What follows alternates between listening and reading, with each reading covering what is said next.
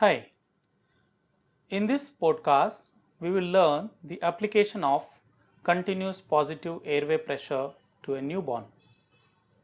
The objectives of this presentation are to understand the essentials of continuous positive airway pressure, that is CPAP, how do we initiate, and how do we maintain a baby on bubble CPAP, when to wean and how do we wean it, from CPAP to hood oxygen, what are the considerations and evaluation of failure of a baby from CPAP, and to look at some of the troubleshoots for a baby on bubble CPAP. Coming to the essentials of continuous positive airway pressure, when we say a baby is on bubble CPAP, we mean the baby is getting oxygen and pressure with a warm and humidified gas. These gases are air oxygen mixtures. Oxygen which we give is given as fractional inspired oxygen concentration in the range of 21 to 60%, and the pressure is delivered to maintain functional residual capacity, and the pressure ranges are between 4 to 7 centimeters of water. Gases are delivered at temperature of 37 degrees Celsius with a relative humidity of 100% when they reach the nares of the baby. CPAP is given for babies who have spontaneous breathing. In a preterm baby, we administer CPAP if the baby has respiratory distress and has a Silverman score of more than or equal to 3. However, if the preterm baby presents to us in the first few hours of life, CPAP is given even for any respiratory distress. CPAP is also given for preterm babies with recurrent apneas and preterm babies who are extubated from mechanical ventilation. CPAP is a good therapy for babies with tracheomalacia and phrenic nerve palsy, as this would maintain the airways and also stabilize the chest wall.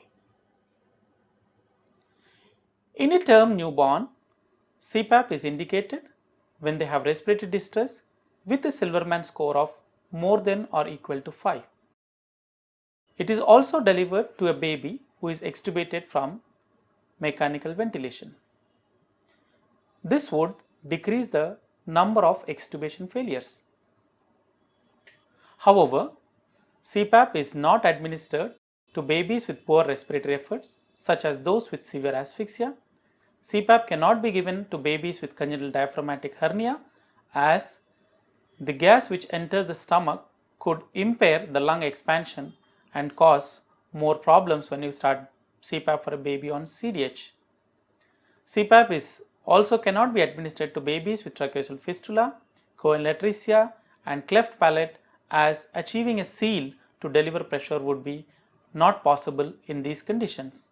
CPAP may not be successful in babies with cardiovascular instability, meaning those with shock requiring significant inotropic support. Now, when we decide to give CPAP for a baby, the baby needs to be connected to a pulse oximeter, fix the appropriate size cap for the baby, ensure that the cap is covering the ears of the baby, and then choose an appropriate interface. An interface could be a Fisher and Paykel interface, an Hudson prongs or an Inca prongs, or it can be an Orgel prongs. Once you fix the cap and fix the interface, connect the interface to the circuit. Check the leaks in the circuit, which are predominantly at the level of humidifier and at the level of fixing from circuit to interface.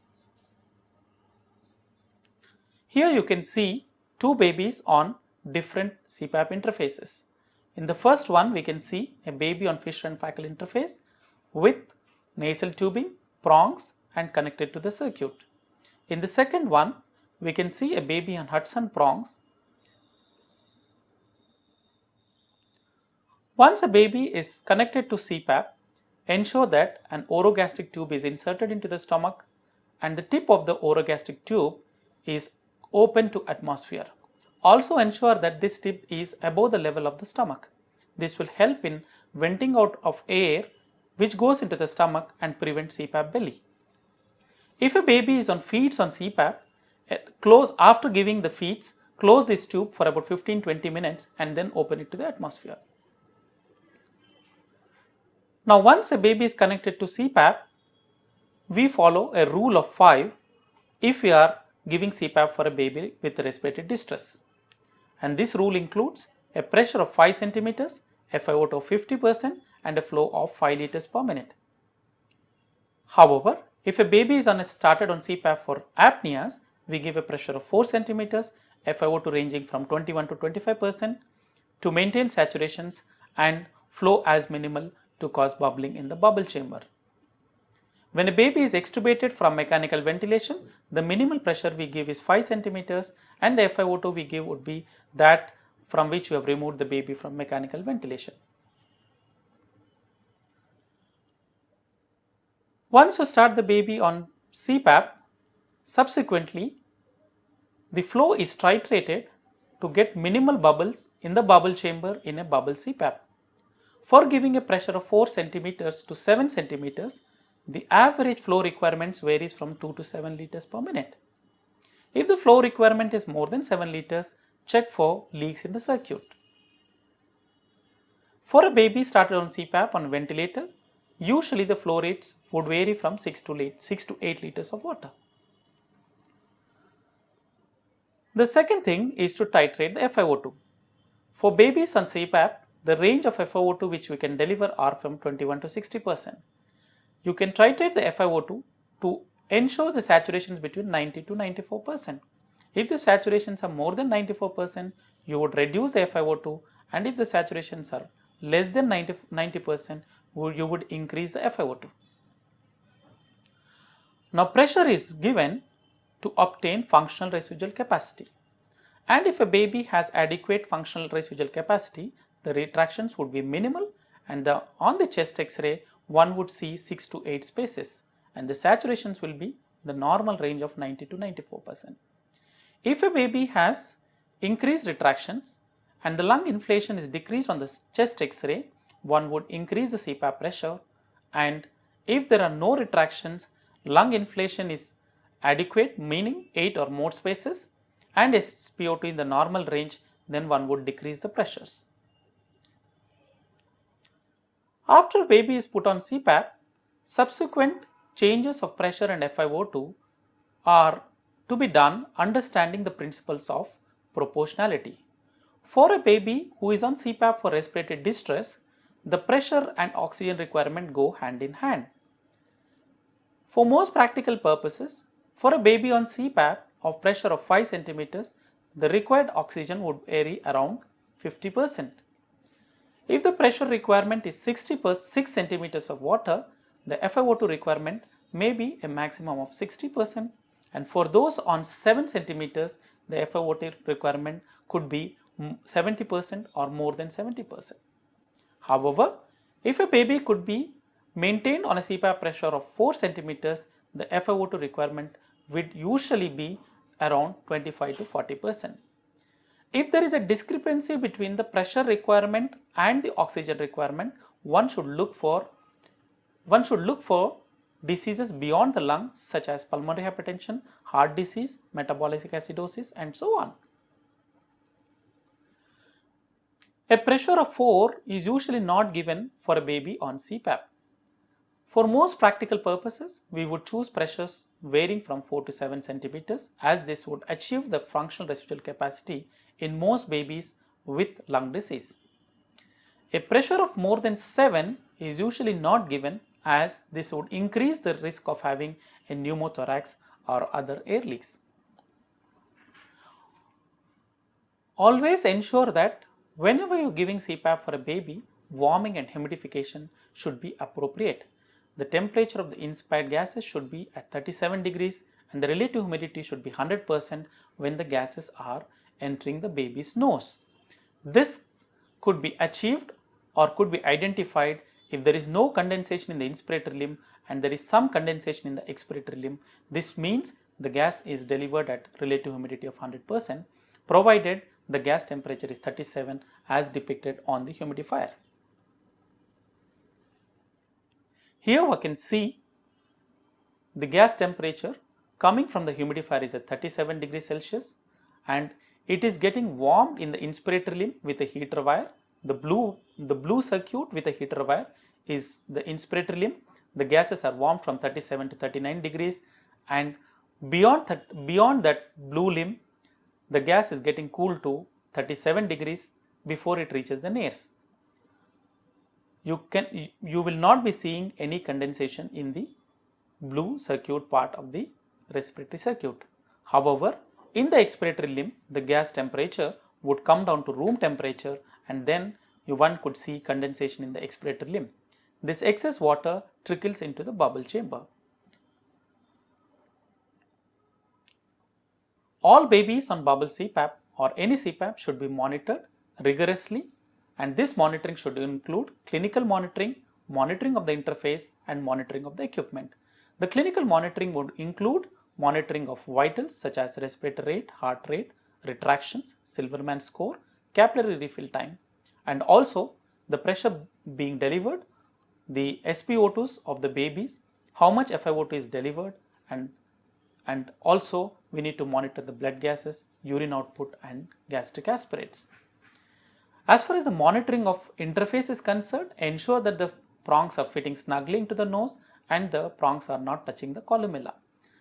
And for the interface, ensure that the water in the bubble chamber is adequate and up to the level, while the water in the humidifier chamber is always present.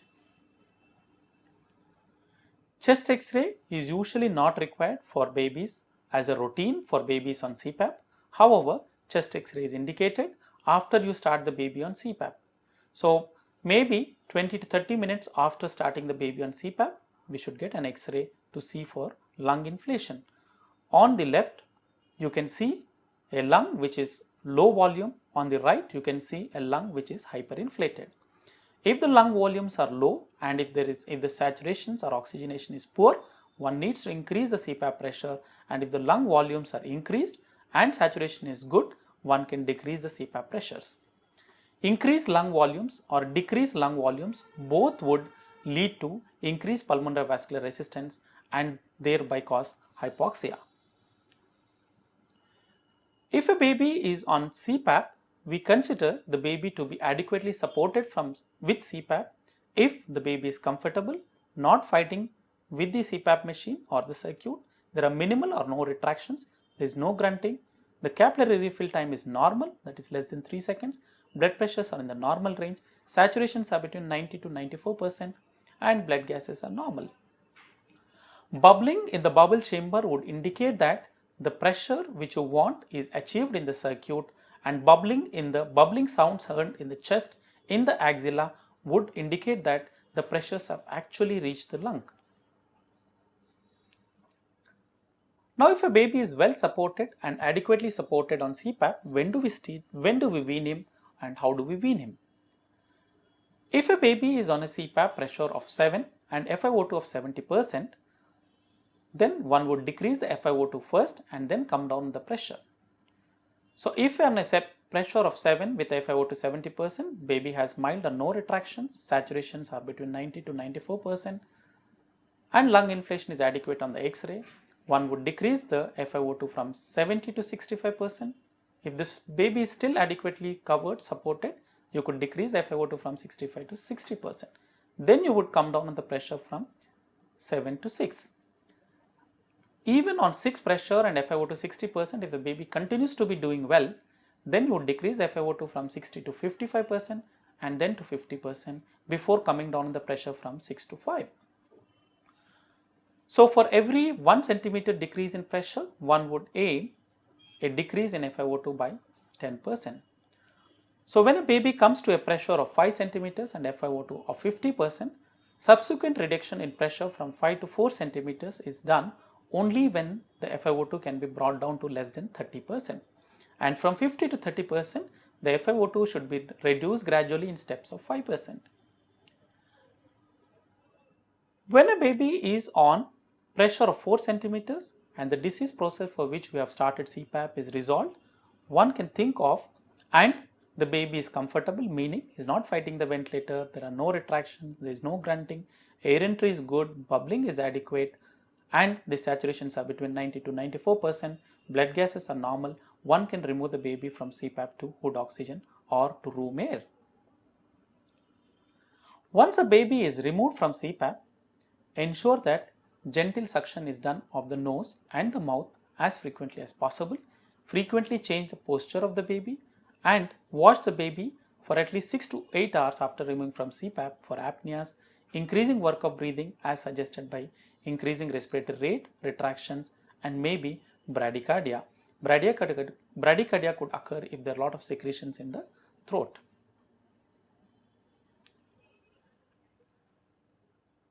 When do we consider a baby is failed CPAP?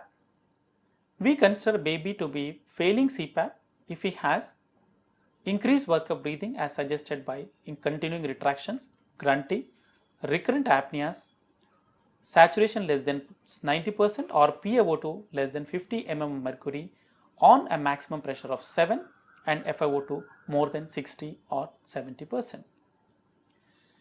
A baby is also considered to be a failed CPAP if his PCO2s are more than 55 mm of mercury and the respiratory efforts are poor. We need to consider failure also if the baby is fighting the ventilator or not tolerating CPAP and continues to desaturate and increase work of breathing. If a baby fails CPAP, one can look for starting the baby on non-invasive mechanical ventilation, that is nasal IMV, or intubate the baby and start the baby on mechanical ventilation. Before considering baby has failed CPAP, one should look carefully for the interface, leaks in the circuit, functioning of the blender, functioning of the humidifier. This would be more the reasons for failure rather than primary problem in the baby. However, problems in the baby such as increasing respiratory illness, cardiovascular instability, and sometimes neurological problems like IVH could lead to failure of CPAP. Now coming to some of the troubleshoots when a baby is on bubble CPAP, it needs a systematic evaluation to understand the cause of difficulty or the cause of troubleshoot. Systematic evaluation would include looking at the saturations, looking at chest retractions, auscultating for air entry, and looking for bubbling in the bubble chamber. If a baby has low saturations, mild to moderate retractions, air entry is poor and bubbling is there in the bubble chamber, which means the baby has the pressures are achieved in the circuit, but the lung is not able to expand to its ideal FRC, reflected at low saturations and increasing retractions. This would occur if there is a lung disease or worsening lung disease.